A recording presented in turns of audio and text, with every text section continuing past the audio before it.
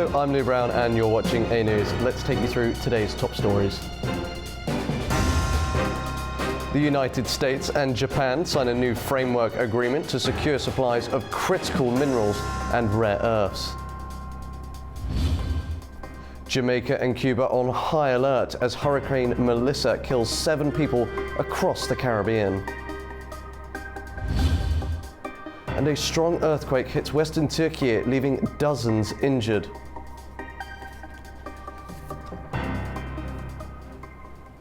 Good evening.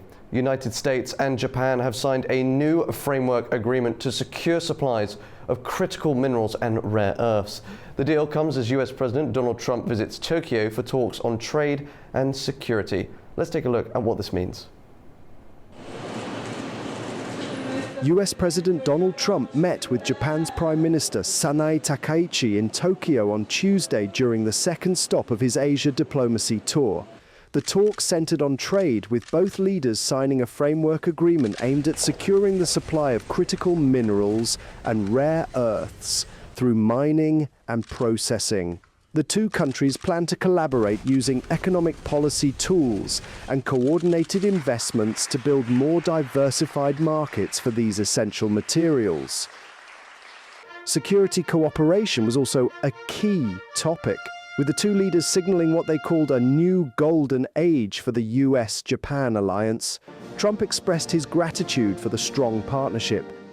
On behalf of our country, I want to just let you know, anytime you have any question, any doubt, anything you want, any favors you need, anything I can do to help Japan, we will be there. We are an ally at the strongest level. Takaichi, in turn, praised Trump's role in promoting global stability.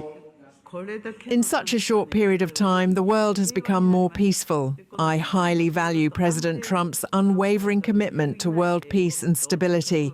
I myself have been deeply impressed and inspired by you. Before departing for South Korea on Wednesday, Trump is scheduled to meet with business leaders. In Seoul, he is expected to hold talks with Chinese President Xi Jinping in hopes of reaching a truce in the ongoing trade war between the world's two largest economies. In related news, the 3-day ASEAN summit wraps up today in Kuala Lumpur. On the final day, ASEAN and China upgraded their free trade pact, while the Philippines took over the 2026 chairmanship from Malaysia.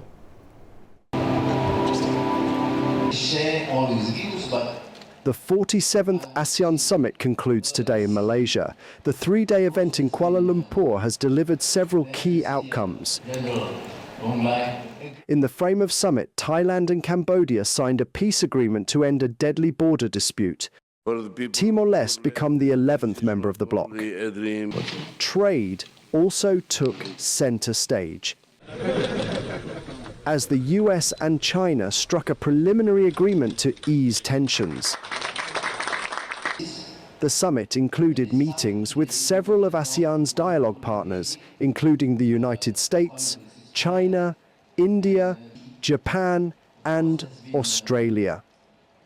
Discussions ranged from economic and political issues. In the third day of summit, ASEAN and China signed an upgrade to their free trade agreement, which is expected to include sections on digital, green economy, and other new industries. China is seeking to intensify its engagement with ASEAN, a region with a collective gross domestic product of $3.8 trillion. We have just jointly witnessed the signing of the upgraded protocol for the ASEAN-China Free Trade Agreement 3.0, marking a new opportunity for expanding economic and trade cooperation mechanisms. Complete uniformity of views is neither possible or nor desirable, but I believe this appreciation for China's consistent and constructive engagement is shared. The Philippines officially received the chairmanship of ASEAN for 2026. The handover from Malaysia marks the conclusion of its 2025 chairmanship. Now, South Korea's port city of Busan is preparing for the arrival of U.S. President Donald Trump ahead of the Asia-Pacific Economic Cooperation Summit later this week. Trump, who departed Washington on Friday, is visiting Malaysia, Japan and South Korea on his first trip to the region and his longest journey abroad since taking office in January. During the visit in South Korea, he is expected to meet Chinese President Xi Jinping in an effort to ease ongoing trade tensions. Speaking aboard Air Force One, Donald Trump has once again hinted at the possibility of seeking a third term, despite the US Constitution limiting presidency to 2. Trump said he is not ruled out running for the White House again, but dismissed the idea of serving as vice president in 2028. I would love to do it. I have my best numbers ever. It's very terrible. I have my best numbers. You read it. Am I not ruling it out? You'll have to tell me. All I can tell you is that we have a great group of people, which they don't. To North America now, as Mexico and the US have agreed to extend a looming trade deadline for a few more weeks, giving both sides extra time to resolve outstanding issues. Factories and workers along the northern border, however, continue to navigate uncertainty over tariffs and trade conditions. Mexican President Claudia Sheinbaum said that she spoke with US President Donald Trump and they agreed to extend a looming trade deadline for a few more weeks, giving both sides extra time to resolve outstanding issues. The pause follows a US decision in July to delay a planned tariff increase on some Mexican goods from 25% to 30%, a 90-day reprieve that was set to end on November 1st. Sheinbaum said both countries are now working to resolve 54 non-tariff barriers before next year's review of the United States-Mexico-Canada agreement. So we agreed to speak again in a week or so because we are practically already closing this issue, because ultimately on November 1st that deadline closes that we had both set for ourselves of 3 months. We essentially only talked about the trade issue and we agreed to continue working. The announcement gave a boost to Mexico's peso, which strengthened 0.29% to 18.38 per US dollar. In Ciudad Juarez, northern Mexico, assembly plant workers exporting to the US have faced uncertainty, with some losing shifts or jobs. Well, companies are reducing staff based on the tariff increase. It's really affecting us.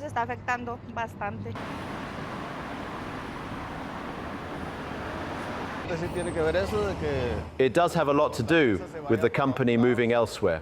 I say it's because of the cheaper labor, and the tariffs, all of that is taking a toll. The extension provides temporary relief, but questions over trade and economic conditions remain. Now, a powerful Category 5 hurricane is tearing through the Caribbean, leaving at least 7 people dead as Jamaica braces for a direct hit. Hurricane Melissa has already caused widespread flooding and evacuations across the region. Jamaica is bracing for the full force of Hurricane Melissa, the strongest storm in the world this year and possibly the most powerful ever to strike the island. With maximum sustained winds of 282 kilometres per hour, the Category 5 hurricane has already claimed at least 7 lives across the Caribbean, including 3 in Jamaica and 4 in Haiti and the Dominican Republic. The storm's slow movement and extreme strength could bring catastrophic flooding, landslides and life-threatening storm surges across Jamaica. Prime Minister Andrew Holness has urged residents to stay indoors and take every precaution. We urge persons to stay inside, stay within the precincts of your home, the curtilage of your property. Don't venture outside unnecessarily, because the winds, as you can see, can pick up at any time. The rains can come at any time. You can be caught in a flash flood. So we urge you to, at this time, stay inside. That's the safest place to be at the moment. The government has opened more than 880 shelters nationwide and ordered evacuations in flood-prone communities, including parts of Kingston, such as Port Royal. As Hurricane Melissa loomed, Montego Bay authorities rushed to complete drainage and river cleaning work to reduce the risk of flooding in low-lying areas.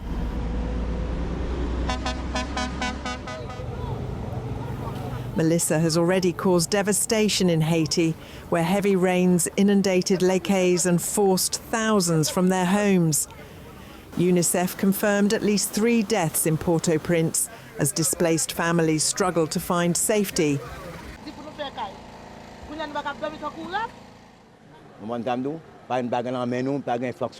We have nothing in our hands to live on. If a hurricane hits, we're screwed. If the hurricane comes on top of all the problems we already have, we'll simply die. In Cuba, authorities have begun mass evacuations ahead of the storm's expected arrival late Tuesday. More than 500,000 people have been moved from coastal and mountainous regions. My house is in very bad condition. The members of government quickly told me that I had to evacuate as soon as possible due to the proximity of this Category 5 hurricane. It is very dangerous for Santiago de Cuba. Meteorologists warned that Melissa could hover over Jamaica for more than 24 hours before slowly moving toward eastern Cuba and the Bahamas later this week. Now, European Commission President Ursula von der Leyen says the EU is developing options to use frozen Russian assets to finance Ukraine's recovery, calling them the main source of future funding. Speaking after the Nordic Council meeting in Stockholm, she reaffirmed Europe's long-term commitment to Kyiv, saying partners must maintain strong and coordinated support. Extra welcome to the Nordics. We decided to move forward on Europe's roadmap for defence readiness by 2030. And after that, we discussed how to maintain our strong support to Ukraine. Your support will be essential, as it has been essential in reaching our goals. And of course, our experience is fed by your experience and your knowledge on that. To economic news, the Future Investment Initiative has opened in Riyadh, gathering global businesses and political leaders, including Donald Trump, Syria's interim President Ahmed al-Shara, and China's Vice President Hang Zheng. Executives from Goldman Sachs, JP Morgan and BlackRock are also attending. Major deals involving the Saudi public investment funds and AI firm Human are expected as the kingdom highlights its $500 billion NEOM project and a 24% surge in foreign investment to nearly $32 billion last year.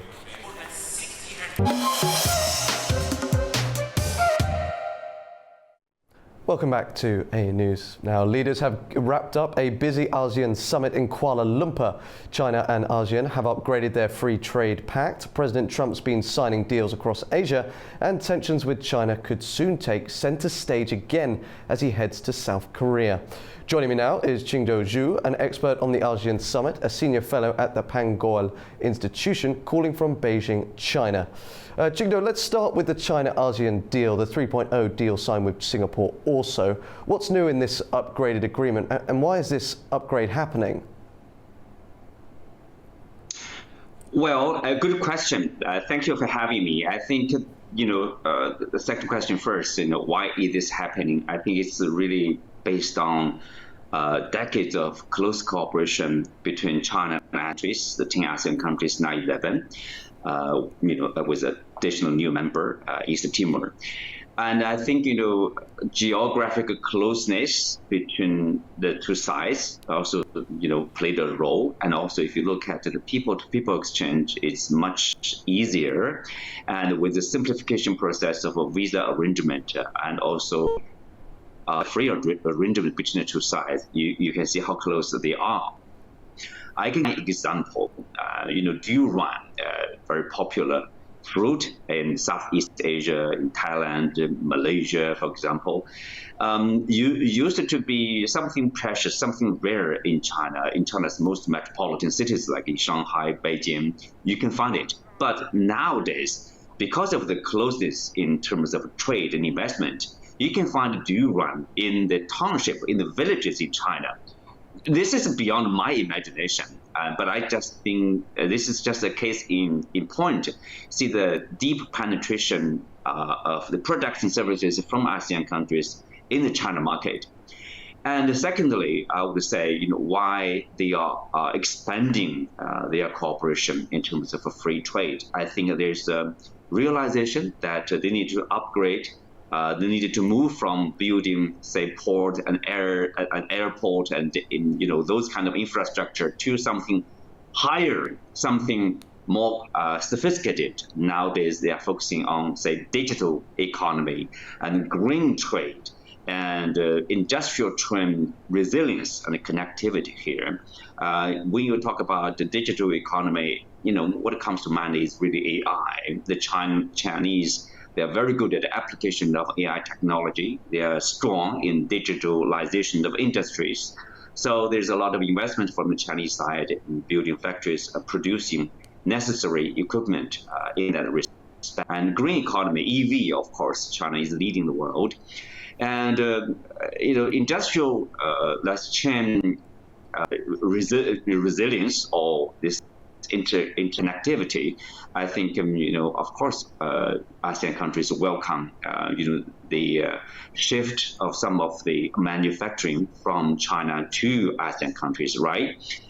So we do see there's a closer cooperation. And also, if you see they are working together to write rules on other aspects, micro, if I may, small and medium. If I may, you did mention they're working together, but it wouldn't be talking about trade if we didn't focus on who's not working together, some may say, and Donald Trump.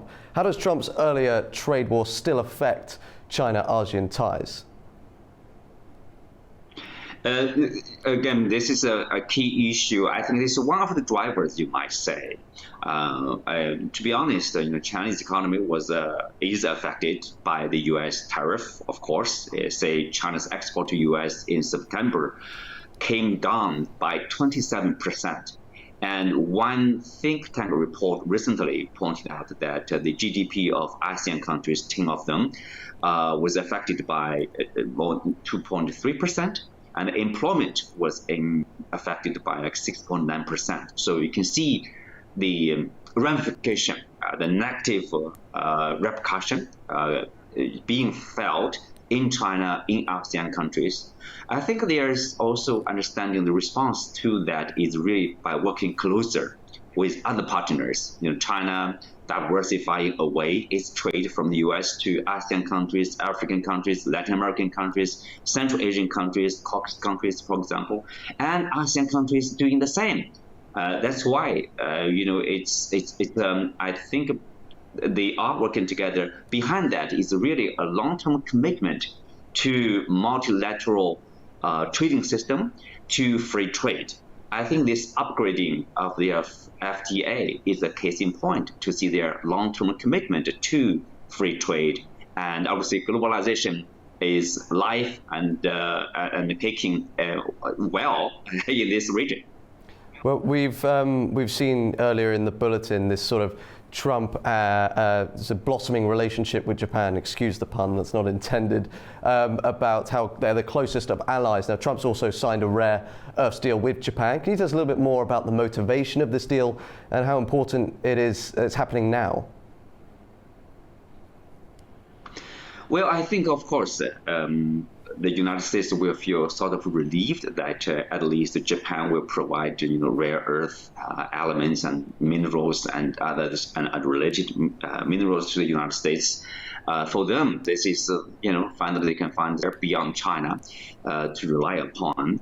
But I think if you look at the relationship right now between Japan and the U.S., which also includes the trade agreement, where there's a promise from Japan to invest in the United States for more than $500 billion US, and then plus this mineral agreement, I think it's more let's say, political in a sense, more about symbolic meaning.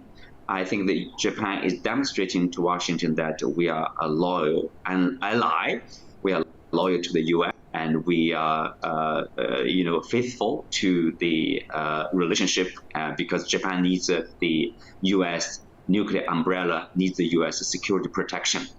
And domestically in Washington, I would say Trump needs such promises, such big numbers, such agreements to show to his supporters that he, get things done. I think in his mind, he's thinking about the upcoming midterm election. So politically, it's very important for both countries, especially for Trump and also for Japan. As to what degree it will change the situation, I would say I don't have much expectation because the Japanese supply of minerals obviously is not that much. Remember how much their percentage is limited in terms of resources, in terms of the supply. That's limited. Otherwise, the United States will not feel the Chinese side has the Trump card, in terms of negotiating a trade deal with the United States by playing the card of the rare earth elements and magnets, minerals, etc. So yes, it's a relief sort of symbolically, but substantially, it's not that much. And we are going to stay on the topic of Trump just for now. We do have other things we will speak about. But Trump is set to meet Xi Jinping. He landed in South Korea today. What's expected from that? What could be the significant outcome from that? Could we see a trade, truce or something? I think the expectation that they will sign, at least agree with each other on the sort of a trade agreement. I think, from the information available right now, I would agree, yes, they would continue to extend this truce of tariffs on each other. So there's no further tariffs on each other. That kind of agreement is to expire on November 10th, but that will be extended for another 3 months. That's number one. Secondly, I would say, I think the Chinese side, if they get what they want to a certain degree, they probably, would say, yes, we would delay the application or the licensing control of rare earth elements for another year. So that will give the U.S. relief, and in return, the U.S. will also meet some of the demands of the Chinese side. And thirdly, it's likely that the Chinese side will agree to purchase U.S. soil, to help Trump. Again, politically important. Of course, economically also important here. Politically, midterm election. Economically, it's about U.S. farmers because they are very much frustrated. They are desperate to export those soybeans to the China market, which used to be the largest buyer of U.S. soybeans. I think it depends, what kind of, concessions the U.S. side will make, whether they will, say, agree to export like more advanced chips to the Chinese side, or whether they will say, you know what, we'll stop the extra fee on the Chinese vessels docking the U.S. port. We don't know yet. But obviously, there is some consensus, reached between the two delegations. They had 2 days discussion in Malaysia, and they have reported to their separate leaders for domestic approval. I think it's up to the two leaders to decide to what degree they agree with each other. At least, I would say, people can expect a temporary relief, a temporary truce, a temporary stabilization of trade relationship between China and the United States. But with that being said, I would say the core issues remains unresolved. The core issues is really a structural issue. The Washington demand is that China need to slow down its innovation, need to slow down its economic growth. So they want to continue to dominate the world, to be the #1 economy. But of course, for the Chinese side, they find that very hard to accept, and also it's unfair. I'm just going to finish with quite a general question and looking at the big picture. I'm not asking you to put this on a graph or anything, but how would you measure the influence of China, of the US in Asia at the moment? I would say the U.S. In Asia, if you look at the political literature inside Washington, you will see there's a lot of criticism of Washington for lack of engagement in Southeast Asia or in Asia at large, I would say, because they still spend a lot of energy and time in the European affairs, in Ukraine affairs, in Ukraine war, for example, in Gaza conflict, for example. And I think if you look at I would say there is a shifting power balance. China is rising, many people would say, but some others would say China has risen. China is the largest trading partner of most of the Asian economies, including the US allies like Japan, like South Korea, like the 10 ASEAN countries. Their trading partner, the largest one, the most important one, is China. And I think that carries a lot of weight. And that will be translated into influence, will be translated into stronger relationship between Beijing and Asian capitals. Thank you very much, Qingdu, for your insights today. Greatly appreciated. Thank you for having me.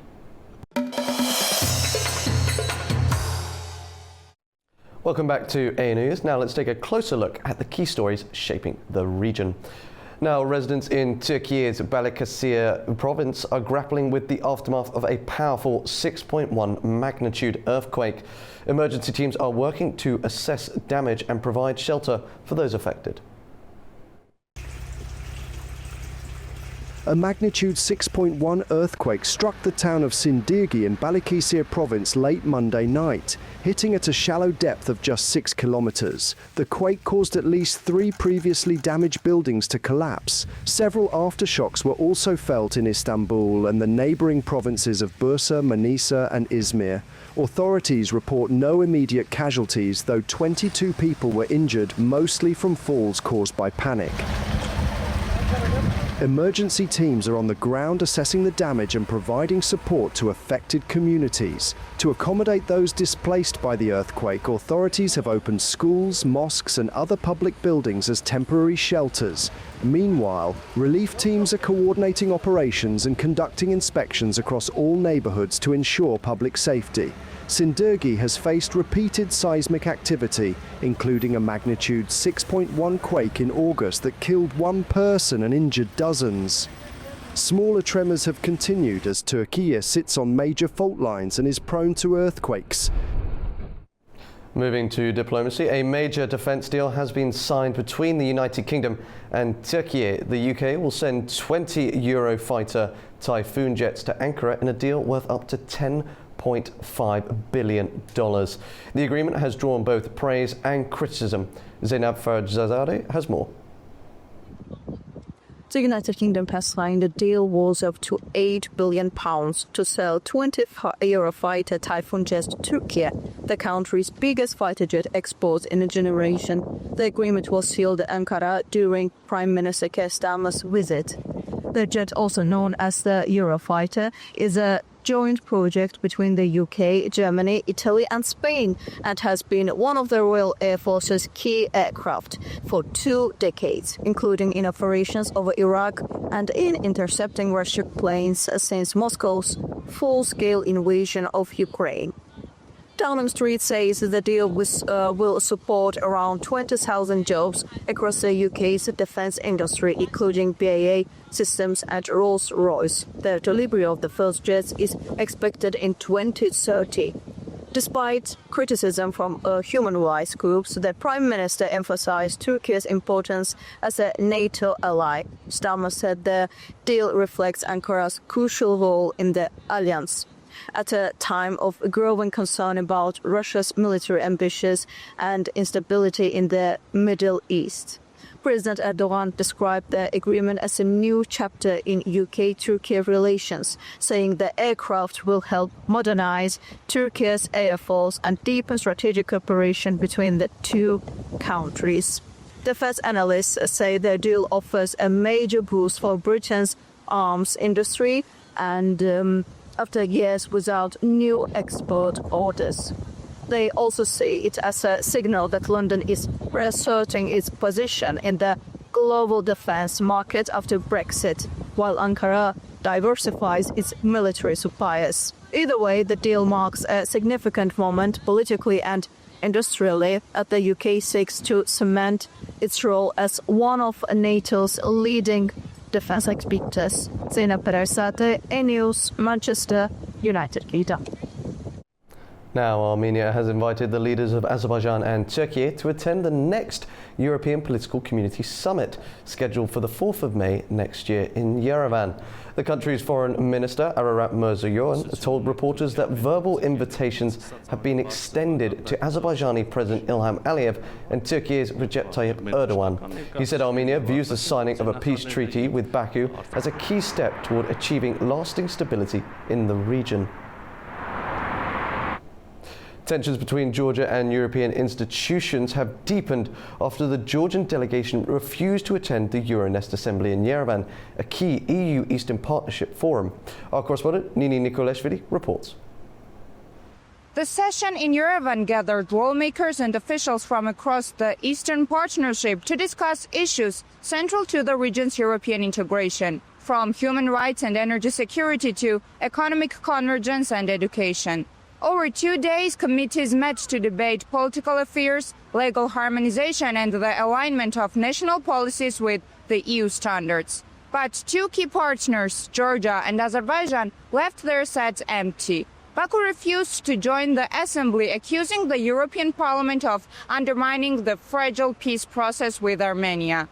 Georgia's absence, however, carries different and in some ways deeper implications. In a formal letter to the Euronest Assembly, Levan Mahashvili, chair of Georgia's Committee on European Integration, said that the ruling team was concerned by the actions and rhetoric of some MEPs that, in his words, contradict the principles of partnership and mutual respect.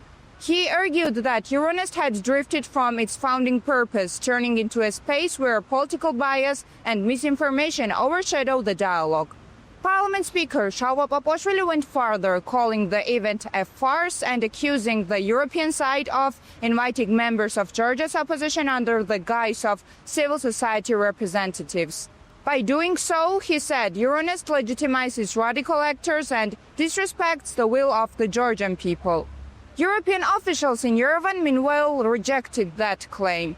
Some members of European parliaments, including Poland's Krzysztof Brejza, said that Georgia's decision reflected a growing isolation from democratic Europe, insisting that Euronest remains a crucial platform for the Eastern Partnership's European future. Nini Nikolashvili, Tbilisi, A-News. Turning to Central Asia, Finland's President Alexander Stubb is on an official visit to Astana, Kazakhstan, focusing on boosting economic ties, investments, green technologies and nuclear energy. Our correspondent, Fariza Kalimuzina, reports.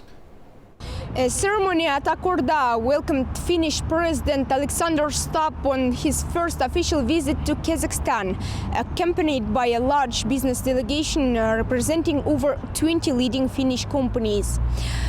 Kazakhstan and Finland have maintained close ties since Kazakhstan's independence. Finnish investments in Kazakhstan have reached $486.6 million over the past 2 decades, with around 70 Finnish-backed companies operating in the country. Kazakhstan accounts for nearly 90% of Finland's trade with Central Asia, with bilateral trade totaling $172 million last year. Finland mainly exports high-value goods, while Kazakhstan supplies raw materials. Helsinki views Kazakhstan as a key partner in renewable energy, green technologies and rare earth metals. And on the sidelines of the visit, Kazakhstan's Nuclear Energy Agency Chairman Almasadam Satkaliyev discussed potential uranium supplies to Finnish nuclear plants. The two countries are also set to sign an agreement between nuclear regulators. Experts highlight that both nations share borders with Russia and say expanding trade and investment while adhering to international norms is increasingly significant in the current geopolitical climate. Fariza Kalimurzina, Almaty, A News. Now, Serbian President Alexander Vučić will pay an official visit to Uzbekistan at the invitation of President Shavkat Mirziyoyev. The visit will focus on deepening political dialogue and expanding trade, investment and cultural cooperation between the two countries.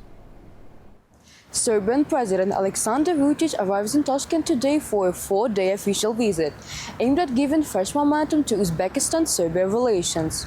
During the visit, President Vučić and President Shavkat Mirziyoyev are scheduled to hold high-level talks, accompanied by sectoral meetings and business forums involving ministers and company representatives. The discussions will focus on industrial cooperation, agriculture, pharmaceuticals, information technology and tourism. A package of bilateral agreements and memorandums is expected to be signed to create new opportunities for trade and investment between the two countries. Economic ties are showing steady growth. In 2024, Uzbekistan's export to Serbia totaled $1.81 million, while imports reached $18.89 million, bringing overall trade turnover to about $20.4 million. The visit is set to conclude with new agreements on trade, education and culture, marking a step toward the long-term strategic partnership built on trust, economic synergy and shared regional interests. It is Civil Rajapov reporting from Tashkent, Uzbekistan, A News. Now, the interior ministers of the Economic Cooperation Organization gathered in Tehran to promote cooperation in cybersecurity and the fight against smuggling and cross-border trafficking. Our Turaj Shiralilu has more from the Iranian capital. The fourth conference of Interior Ministers of the Economic Cooperation Organization, ECO, opened in Tehran on Tuesday by President Masoud Pezeshkian to review cybersecurity and border cooperation under the theme Regional Solidarity, Sustainability and Sustainable Development. He stressed the role of interior ministries in multilateral and regional cooperation and said that regional economic collaboration requires robust, predictable, stable and resilient joint platforms which can be consolidated by the interior ministries. President Pezeshkian added that the ECO region needs proper infrastructure more than ever. The Interior Ministers' meeting convened after a 15-year recess, and the Iranian host has invited Iraq and Oman to Tehran event as non-member observers. On Monday, the Deputy Interior Ministers prepared the draft documents for approval by the Ministerial Conference, ranging from cybersecurity and the fight against smuggling and drugs to the use of artificial intelligence in promoting cooperation among the member states. The ECO Interior Ministers will approve the draft resolutions and issue the Tehran Declaration. Omani Interior Minister Hamoud Al-Busaidi, who is visiting Tehran to take part in the conference, met his Iranian counterpart, Secretary of Supreme National Security Council and President Pezeshkian on Monday. Turaj Shiralilu, Tehran, A News. Now, Azerbaijan has signed the new United Nations Convention Against Cybercrime. The signing took place at a ceremony in Hanoi, Vietnam. The treaty aims to strengthen legal cooperation between states in combating cybercrime, prevent the misuse of information and communication technologies, and set up international mechanisms for collecting and presenting electronic evidence. During the two-day event, a total of 72 sovereign states signed the convention. Looking to regional disputes, tensions between Afghanistan and Pakistan escalated after talks in Istanbul ended without an agreement. Both sides are trading sharply different accounts of what transpired. Our correspondent Tamim Bahis has more from Kabul. Negotiations between Pakistan and Afghanistan in Istanbul have ended without results, according to media reports from both sides, offering conflicting accounts. Afghan outlets claim that Pakistani delegation appeared disorganized and more focused on withdrawal than dialogue. They report that Pakistan asked for permission to conduct operations inside Afghanistan during TTP attacks and acknowledged for the first time an agreement with a foreign country allowing drone strikes strikes in Afghan territory. Afghan sources warned that any future attacks from Pakistan would trigger a direct response, while stressing Kabul's commitment to dialogue. Pakistani media, meanwhile, described the talks as high stakes and said Islamabad presented a firm position, demanding that the Taliban end support for terrorist groups and take concrete steps to dismantle their networks. Pakistani sources accused the Afghan side of avoiding practical solutions and said progress depends on signing a proposed technical agreement. Neither side's account has been independently verified. As of now, the situation along the border and the prospects of renewed talks remain uncertain.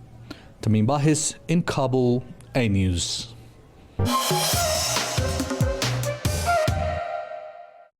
Welcome back to A News. Now, tensions are once again flaring between Pakistan and Afghanistan after peace talks in Istanbul ended without a breakthrough. The negotiations, mediated by Türkiye and Qatar, aimed to turn last week's ceasefire into lasting peace. But fresh border clashes have already left dozens dead, with border crossings shut and fears of open war growing. What's next for the two neighbours? Joining me now is Osama Rizvi, energy and economic analyst of Primary Vision from Lahore, Pakistan. Osama, thank you for being with us. I just want to start. Talks in Istanbul have stalled despite a ceasefire being in place. What do you think led to the breakdown in negotiations this time? Well, first of all, thank you so much for having me today. And like if we spoke a few weeks ago as well, I even from the start did not expect anything conclusive to come out of the recent talks, but still view the first round and the second as a positive one. Both sides have agreed to stop the hostilities and come on the table. Now, to expect something conclusive, any legally binding a treaty, it would take time because the matter is very tricky. The matter is of national security. And of course, Pakistan and Afghanistan, both sides would be working diligently to assure that no loophole remains. But I'm not really pessimistic about the future. I think countries don't have the incentive right now back to the attacks and the skirmishes we saw at the borders. And I think something positive will come out in the coming. You mentioned it there, both sides, the skirmishes, both sides accuse each other of bad faith. Pakistan says Kabul isn't reining in Pakistani Taliban, while the Taliban say Islamabad is violating Afghan sovereignty. Who's right here? Well, as you can appreciate, sitting here in Pakistan, I can tell you about my side. This has not been the case only with Afghanistan. We have been really clear about what we would want. Like, we would not accept the presence of any third hand in Afghanistan or their affairs, plus the terrorist element. You know, we can have Pakistan's drive and commitment to fight terrorism. We have fought terrorism on our own turf, in our home ground. Azerbaijan was one of them, and we have obliged terrorism from our own country. And of course, given the recent diplomatic wins of the country has started to do well on the international front, so we would not be allowing any proxy or non-state actors to take hold of the affairs and sabotage the recent efforts done institutions of the government. I just want to put something to you. Didn't Pakistan allow drone strikes in Afghanistan? Well, once again, this is a very interesting and crucial question. But the international law. But now I'm not an expert in international law, but we know that in matters of terrorism and national security, international law does allow preemptive strikes. Our strikes, precision strikes, no, not as you know, and we have press as well. Israel did this recently. There are other countries doing the same. So it's in the name of for the cause of national security, and that was it. And infringement of the sovereignty. We believe in coexistence, and we always respect people's sovereignty and also expect others to do so. Now let's take it back to the ceasefire and the latest from today. Turkey and Qatar mediating these talks. How much influence do they realistically have in preventing a full-scale conflict? And These countries were chosen. Could another country position itself to hold the next stage of more successful ceasefire talks? And who would that be? Yes, Doha and Turkey both rounds. Both are also Muslim countries. Turkey, especially, they straddle the Middle Eastern NATO and both of the worlds as well. I think it was and in terms of influence, both countries can do the maximum to the extent that they can use their good office in good faith. The countries, the leaders, they are already assisting in a ceasefire, but I think they would not have any legal or other influence over the decision making, and the final call would be of Afghanistan and Pakistan to put an end or a proper resolution matter. Now, we heard, you could find this in a gallery of claims of Donald Trump. We heard Donald Trump say he could solve the crisis very quickly. Do you think international players like the US should get involved, or would that risk complicating things further? Well, but I say they should not. It has never stopped. Right, going on since decades, or I would say more than that. International players, especially given the region and the importance of the region, also we need to look into the fact that the race for rare earths and the recent growing tensions, China and US, all shapes up this emerging geopolitical context wherein countries like Pakistan, Afghanistan, and this whole belt, essentially, it is poised to play a very important role.